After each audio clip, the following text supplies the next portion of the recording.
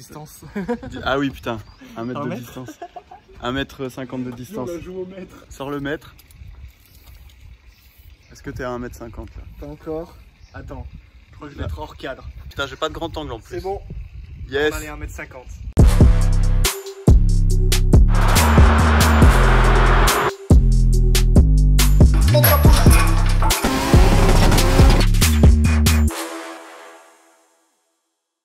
Et bah salut à tous et bienvenue à la Terpenterie. Alors aujourd'hui, pour ceux qui ont un petit peu suivi les actus sur Instagram, vous savez que la Civic est de nouveau hors service. J'ai cassé un cardan.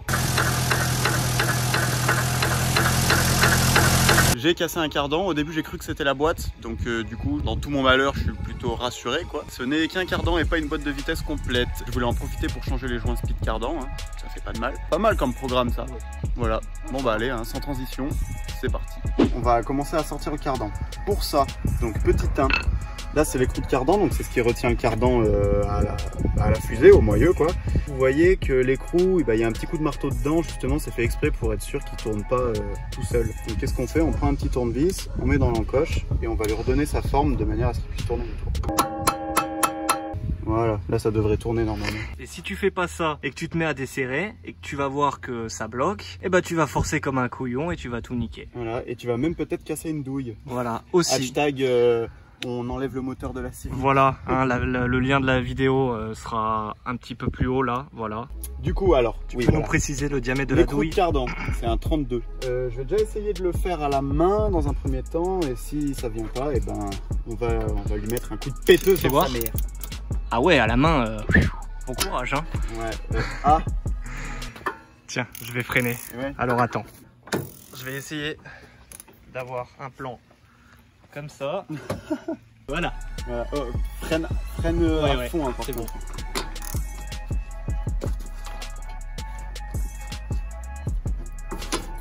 C'est venu. Voilà.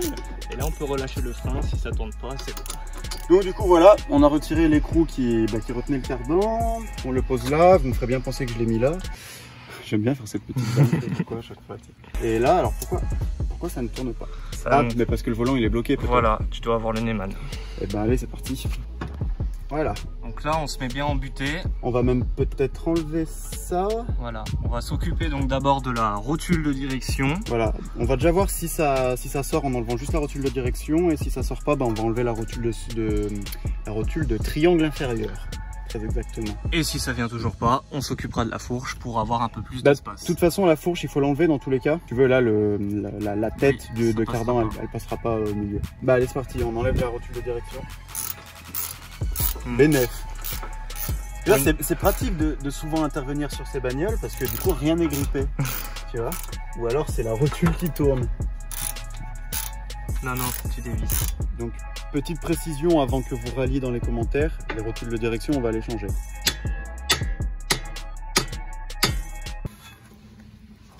Voilà, peut-être que ça tirait un peu trop dessus. Elles sont moins en tension. Non. Bon, on va faire onde de choc.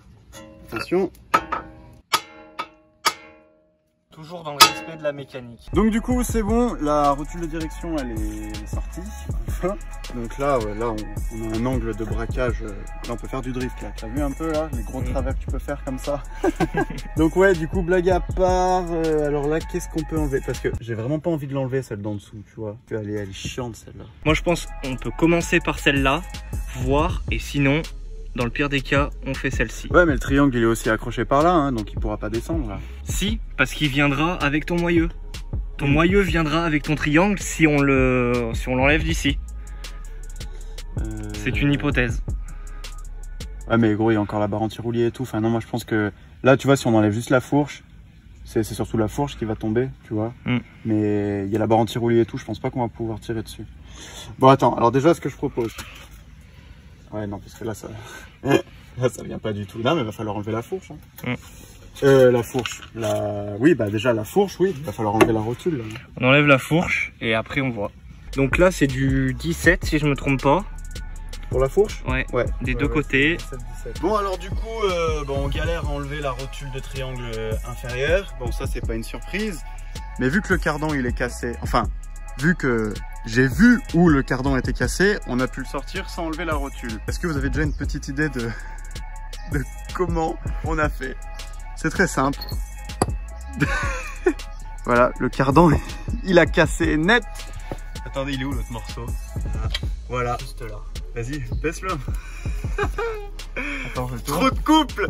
Voilà, tous les rageux qui disent que les Civic elles ont pas de couple. Regardez le cardan, la gueule qu'il a. Comme quoi que bah, c'est même pas là où on l'avait déjà rafistolé qu'il a cassé. Hein. Il a vraiment cassé bah, en plein milieu quoi. Net. C'est bon, du coup on a sorti l'ancien cardan. Hein, donc et bam. Celui-là il a rejoint le paradis des cardans. Hein. Oh là là. Bon voilà, et du coup le cardan neuf à côté. Alors du coup sur le neuf, il n'y a pas l'espèce de caoutchouc là. Mais si ça se trouve c'est même pas plus mal. Parce que peut-être que tu sais genre l'eau, la crasse et tout, ça stagnait dessous. Et c'est parce que tu vois genre c'est là que ça a cassé, c'est vraiment dedans. Là il y a une photo à prendre là.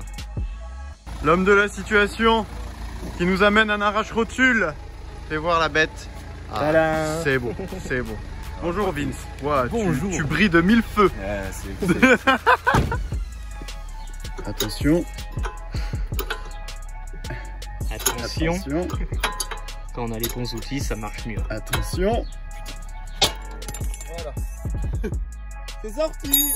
Alors, on a retiré le cardan côté conducteur, mais alors pour le cardan côté conducteur, le truc c'est qu'il y a un palier qui le relie jusqu'à la boîte, ici, voilà. Et nous, le joint spi qu'on va changer, eh ben, il est là-dessous, donc il va falloir tomber le palier. Alors pour tomber le palier, c'est très simple. On a un boulon ici, et alors je sais pas si on va voir, voilà.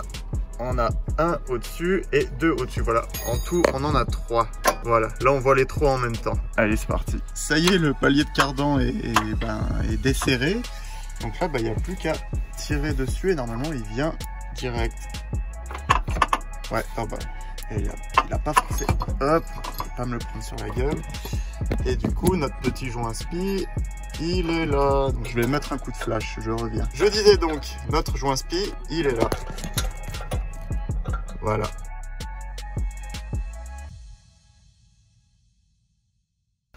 Du coup, jour numéro 2. Je vais vous expliquer pourquoi. Parce que comme toujours, on a galéré à enlever la rotule de triangle inférieur. Donc, c'est celle qui est en dessous là. Peut-être qu'on la verra pas, mais bon, vous voyez très bien laquelle c'est. Impossible de l'enlever. On a encore cassé un arrache-rotule. Sauf que cette fois, c'était un Facom. On a cassé un arrache-rotule Facom, s'il vous plaît. Donc ça fait chier. Du coup, j'ai pris un coup de démon et je vais tomber le triangle en entier. Donc du coup, pour démonter le triangle, je me suis équipé. Ouais, voilà, du coup cette fois celle-là c'est vraiment la mienne. Voilà. Donc c'est un petit investissement qui sera, je pense, très vite rentabilisé. Hein. En plus voilà, c'est la toute nouvelle, c'est le modèle brushless. D'ailleurs, hein, Ryobi, virement si vous voyez la vidéo. Hein. Ceci n'est pas sponsor. Déjà t'auras plus à piquer la mienne. Bah non mais c'est bon, j'en ai acheté une. Alors, du coup pour démonter un triangle, venez voir. On a un premier boulon juste ici. Donc là ouais c'est bon, là on le voit. Juste ici. Ensuite, on en a deux, enfin, voire même trois. On en a trois en dessous. Donc on en a un là et un là, derrière. Donc il y a ces quatre boulons à enlever pour que le triangle il tombe. Pour ce qui est de la fixation de triangle, bien faire attention car aucune vis ne fait la même taille. Quand vous démontez votre fixation, replacez direct les vis, comme ça au moins vous êtes tranquille. Ouais voilà, c'est juste pour le sortir un petit peu. Donc voilà, donc là il faut faire gaffe quand le triangle tombe parce que vous vous rappelez, hein, le cap d'ABS, j'ai déjà pété l'autre.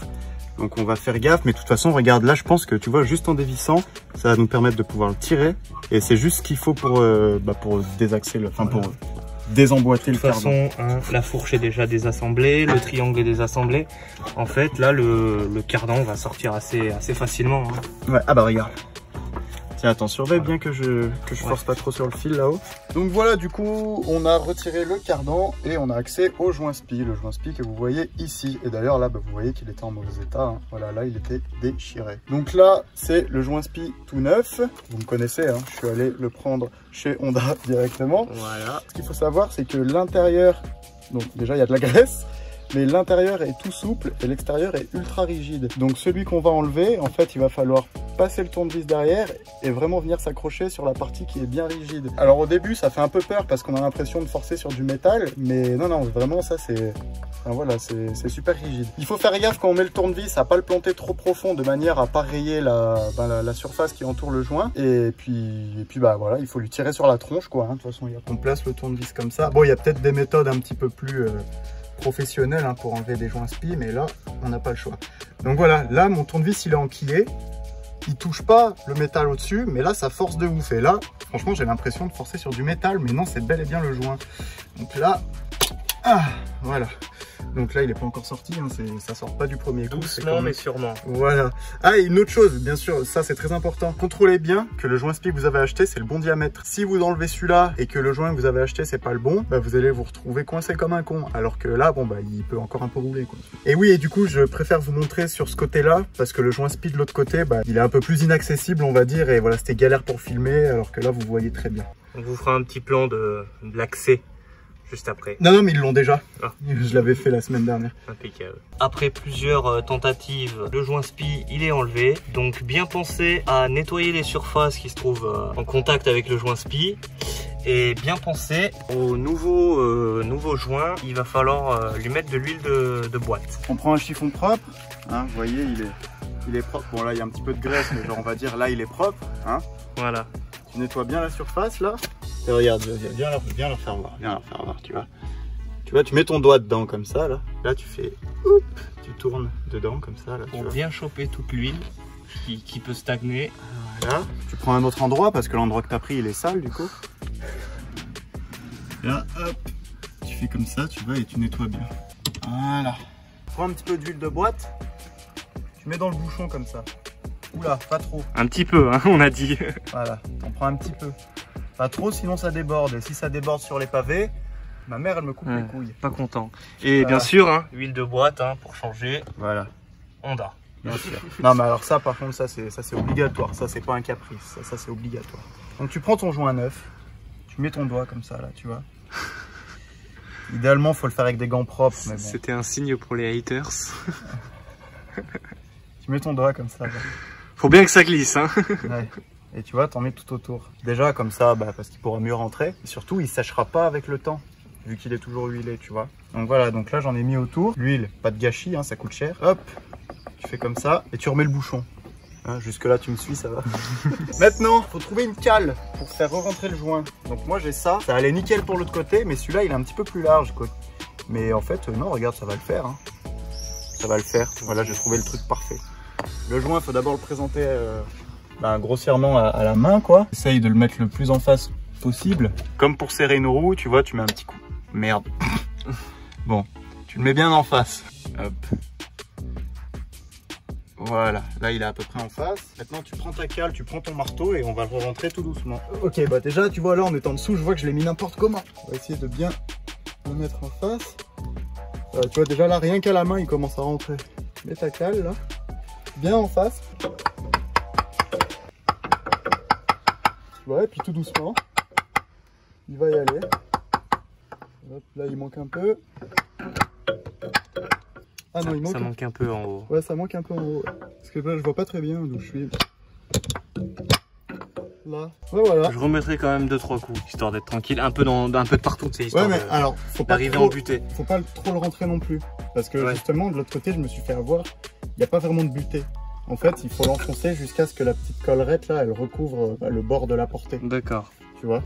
Parce que, ouais, de l'autre côté, je l'ai trop enfoncé, justement, et j'ai dû le ressortir un peu. Voilà. Donc là, bon, de toute façon avec le temps il va se mettre en place hein, avec le cardan et tout. Voilà.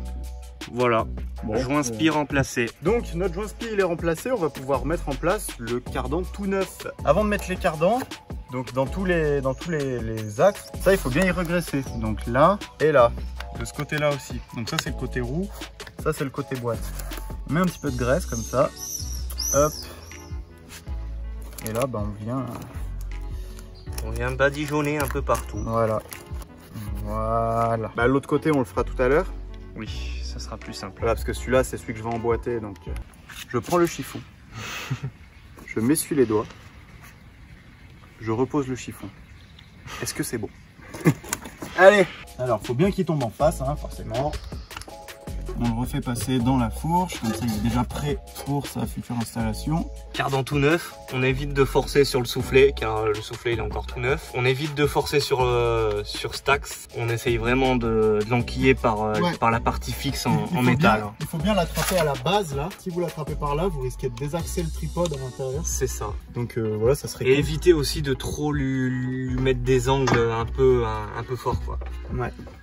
Cardan tout neuf est en place. Alors, il faut d'abord mettre le côté boîte et puis ensuite remettre le côté roue. Voilà. Donc là, c'est pas encore serré et tout. On remet juste l'écrou histoire qu'il retombe pas. On va tout remettre en place comme il faut, notamment le triangle. Là, voilà, ça on va y remettre en place. La biellette de Barstab. La biellette de Barstab, oui, parce que voilà, du coup, on a été obligé de la démonter parce qu'elle venait en tension en fait quand on essayait de tirer le triangle pour avoir un peu de jeu. Donc, voilà, en fait, le triangle venait buter contre la Barstab, donc on a été obligé de la virer aussi. Ce qu'il faut pas faire pour une putain de rotule qui veut pas venir. Voilà, et puis faites pas gaffe à ça, là c'est pas encore serré, c'est normal, c'est pas un oubli, ne vous en faites pas. Par contre, du coup, prochaine vidéo, les soufflets de direction, hein, Qu'est-ce que t'en penses? Là, il serait temps parce que bon. Nous revoilà côté conducteur, on va remettre le palier en place. Donc comme pour les cardans, hein, on nettoie bien les axes et on va les redresser après. Alors là...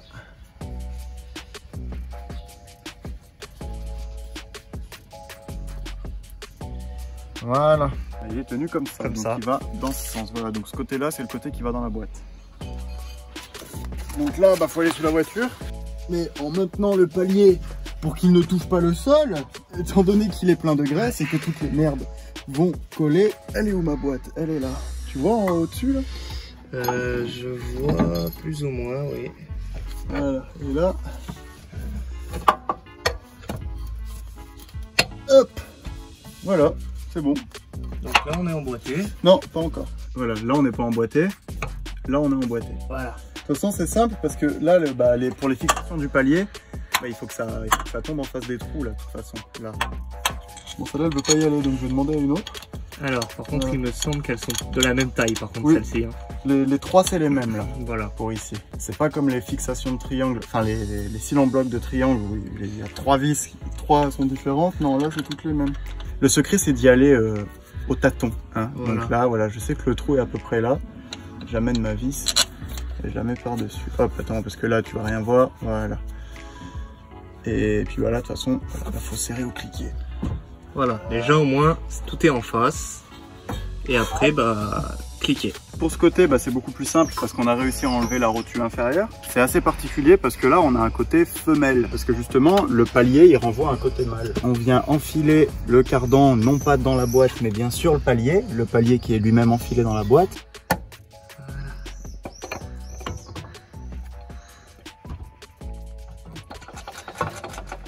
Passer quand même. Ouais, non, mais c'est pas bon le sens dans lequel j'ai tourné. En fait. Ouais.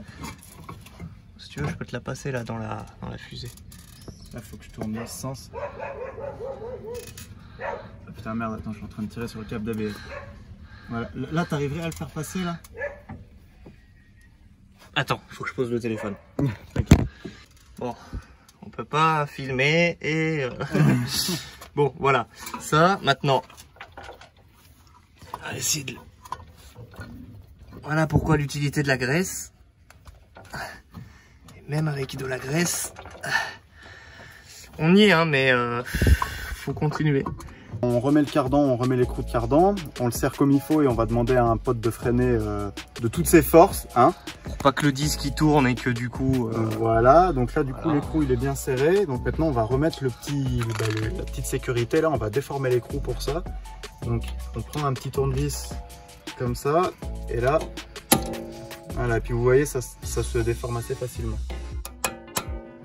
Voilà, ça permet d'éviter que l'écrou, en fait, s'il doit se dévisser, il viendra se bloquer dans les petites rainures qui sont ici. Théoriquement. Après, c'est une sécurité en plus, quoi. Bien sûr. On n'est jamais trop prudent, n'est-ce pas? C'est ça. Un mot? Un mot, cette vidéo elle a été un petit peu compliquée, je suis désolé s'il manque 2-3 parties, mais normalement ça devrait être bon, parce que bah voilà, il faut savoir que déjà on l'a tourné en 2 jours, avec une semaine d'intervalle, on a eu galère sur galère, mais bon, une fois de plus, en plus qu'on soit pas des mécanos professionnels, on n'est pas équipé, enfin si on commence à être équipé en matière d'outils, on commence à être outillé, mais voilà, de changer des cardans à même le sol, sur des pavés qui t'arrache, bon voilà, c'est un peu galère, donc il y a des choses qui sont censées prendre 2 minutes, ça nous prend 2 heures. Donc désolé pour ça, hein. Bon de toute façon on sait que vous allez prendre un malin plaisir à vous moquer de nous dans les commentaires. On a essayé de démarrer la voiture, donc il y a une vitesse, les cardans tournent, on a mis la marche arrière, pareil, ça tourne tout nickel. Bah après ce qu'il faut se dire aussi, c'est qu'on préfère prendre notre temps pour faire les choses correctement. Voilà, hein, comme on dit, on n'est pas mécano, mais voilà. Voilà, on fait comme on peut, avec ce qu'on a. Alors là du coup pour un petit peu raconter l'histoire de la Civic, donc là du coup la prochaine étape ça va être géo, parce que je suis très insatisfait par le feeling que j'ai au volant, donc je vais aller faire une géo chez un mec qui était champion de France de rallye et qui roulait en Civic, donc je pense que voilà il en connaît, je pense qu'il touche sa bille sur les Civic quand même.